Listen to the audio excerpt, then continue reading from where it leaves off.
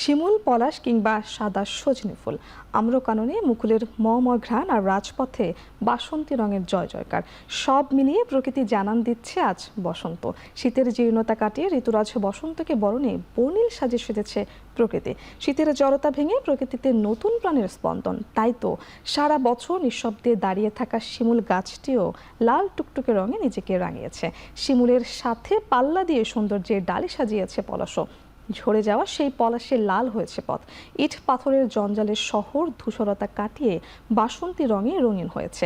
দক্ষিণ হাওয়ায় বাসন্তী হলুদ শাড়ি আর খোপায় গাঁদা ফুলে সেজেছে তরুণীরা। তরুণ তরুণীদের প্রাণবন্ত পদচারণায় বসন্ত আর ভালোবাসা দিবস মিলেমিশে একাকার। নির্বাচিত সরকার বাঙালির প্রাণের সব উৎসব আয়োজনে আরও সহায়ক ভূমিকা রাখবে বলে প্রত্যাশা চট্টগ্রাম সিটি কর্পোরেশনের।